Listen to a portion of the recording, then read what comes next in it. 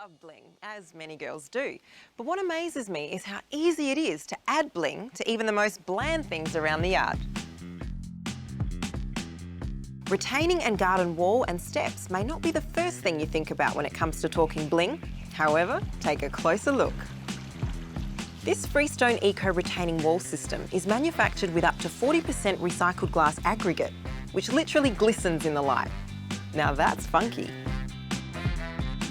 Who would have thought recycled glass and retaining walls would work so well together?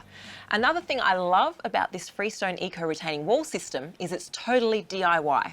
Yep, you can put it together yourself.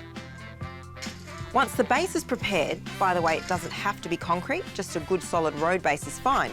Start by laying your first Freestone ECO block course. As each block has self-locating lugs, they easily lock into the block above, and with little effort, your wall quickly takes shape.